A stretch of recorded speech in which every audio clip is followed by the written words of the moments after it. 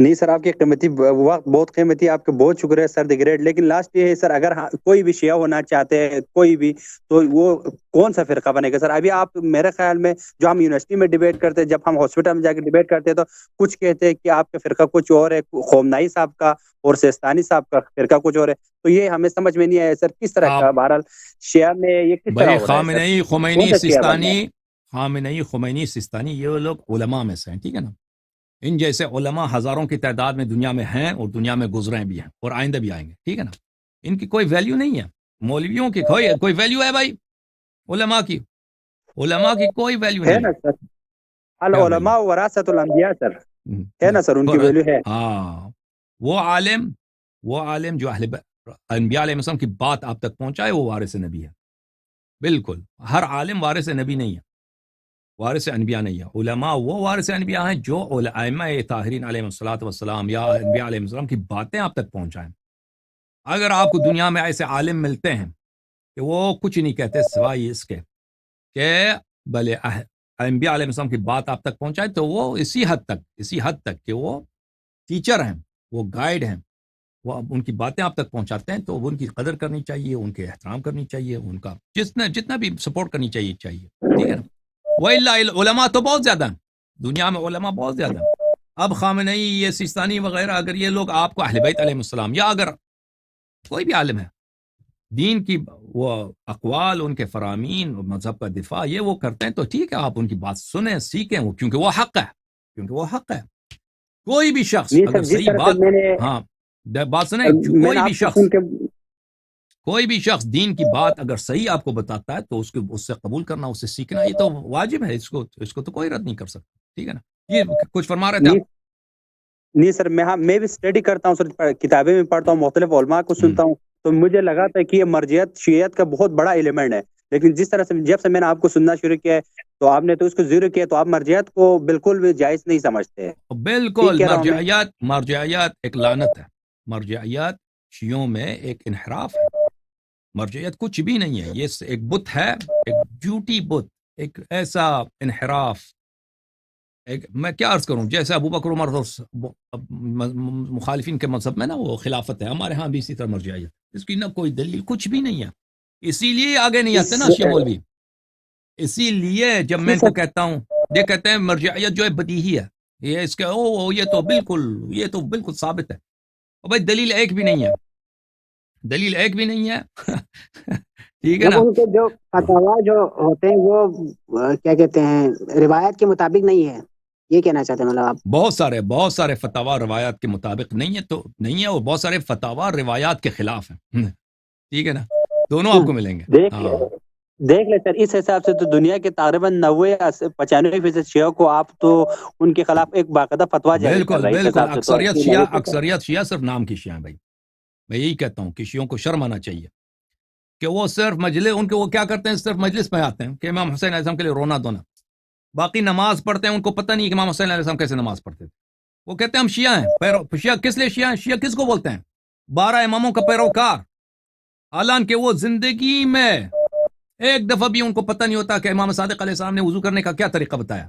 وہ کیا کہتے ہیں ان کا عقیدہ یہ ہے کہ یہ حدیث میں جھوٹ بہت زیادہ ہے، یہ حدیث ہمارے لیے حجت نہیں. ہمارے لیے کیا حجت ہے؟ مولوی کا قول ہمارے لیے حجت ہے. مولوی جو فتویٰ دے گا وہ ہمارے لیے حجت ہے.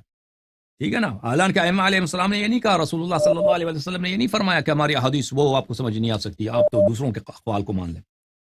انہوں نے فرمایا کہ تم ہمارے اقوال پہ عمل کرو، اور عالم کا یہ کام ہے کہ ائمہ طاہرین علیہ السلام کے اقوال لوگوں تک پہنچائیں، صحیح اقوالوں کو سکھائیں، جیسے کہ ابھی مثلا علماء فتاوی سکھاتے ہیں لوگوں کو.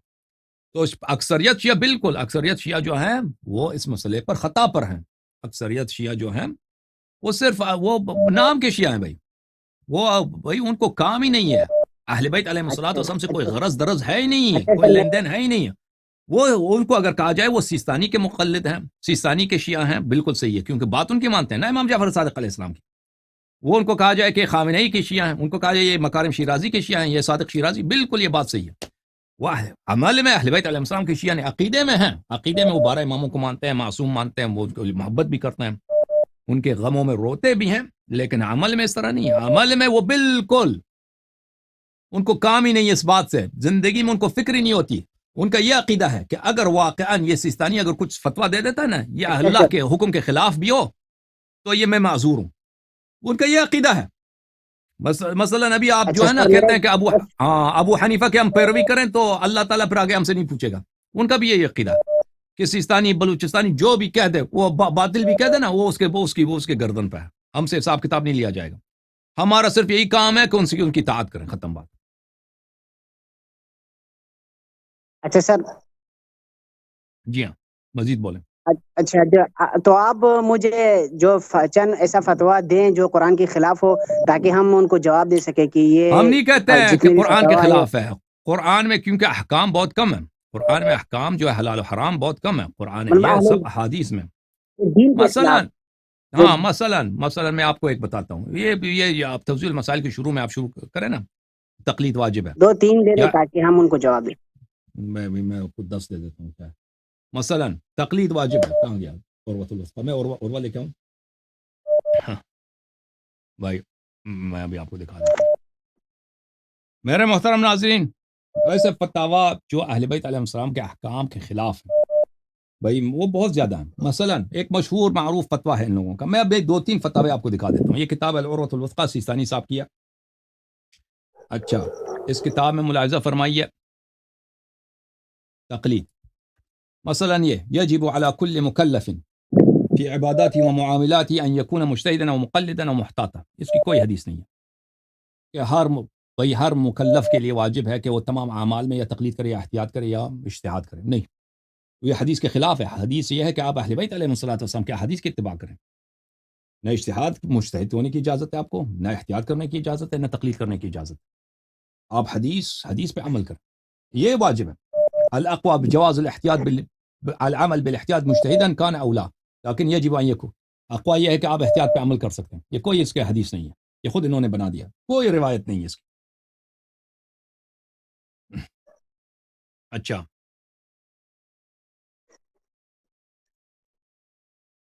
عمل العامی بلا تقلید ولا احتیاط باطل. انسان کا عمل اگر تقلید نہ کرے اور احتیاط بھی نہ کرے تو باطل ہوتا ہے. بالکل نہیں. عامی اگر حدیث اہل بیت علیہ السلام پہ عمل کرتا ہے, امام جعفر صادق علیہ السلام کی حدیث ہے اس طرح نماز بالکل اس کا عمل صحیح ہے. کیوں صحیح نہ ہو؟ تقلید نہیں کرتا. یہ حدیث کے خلاف ہے بلکہ ضروریات دین کے خلاف ہے. اچھا مثلا یہ حدیث لا يجوز العدول عن الحي الى الحي الا اذا كان الثاني عالم. ایک مقلد ایک مرجع سے دوسری مرجع کی طرف آپ رجوع نہیں کر سکتے مگر ایک ثانی عالم ہو. یہ اس کی کوئی حدیث نہیں ہے. کوئی حدیث نہیں. بلی اذا عدل عن الميت الى الحي لا يجوز له العود الى الميت. اگر کسی میت کی تقلید کر رہے ہیں تو پھر اس سے رجوع کرے حی کی طرف, پھر دوبارہ میت کی طرف. یہ اس کی کوئی حدیث نہیں ہے. یہ سب بناوٹی باتیں. اچھا اسی طرح جب آپ جاتے ہیں نا وہ طہارت میں, نماز میں, وضو کے مسائل بہت زیادہ ہیں. ابھی میں نے ان کا لسٹ نہیں بنایا لیکن بہت زیادہ ہے. مثلا تقلید کے خمس کے مسئلے پر فتویٰ دیتے ہیں کہ مجتہد نائب امام ہے. کوئی حدیث نہیں کہ مجتہد نائب امام ہے. کچھ بھی نہیں ہے. اچھا بلکہ ائمہ طاہرین علیہ السلام نے اجتہاد سے منع کیا ہے. پھر فتویٰ دیتے ہیں کہ خمس کو واجب ہے کہ آپ کس کو دے دیں؟ مرجع کو دے دیں. اس کی کوئی حدیث نہیں ہے. کوئی حدیث ہے ہی نہیں بلکہ حدیث کے خلاف ہے. حدیث کے خلاف ہے. وہ حدیث کیا ہے, خمس کس طرح خرچ کرنا چاہیے, وہ حدیث کیا ہے وہ اپنی جگہ پر اس کی کبھی تفصیل سے بتا دیں گے. لیکن یہ کہ مجتہد دے دیں اس کی کوئی حدیث نہیں ہے. کوئی حدیث نہیں ہے. تو الا ماشاء اللہ ان کے پاس روایات, ان کے پاس فتاوا ہیں. یا تو نص اس کی نص نہیں ہے یا نص کے خلاف حدیث ہے یا منصوص کے بالکل خلاف حدیث ہے. سمجھ میں آئی نا بات آپ کو؟ جی جی سر. جی سر تھینک یو. آپ بس سر اوکے سر, اللہ آپ کو سلامت رکھے سر. بہت شکریہ سر. اللہ تعالیٰ آپ کو زندگی دے. Thank you. خدا آپ کو جزائے خیر.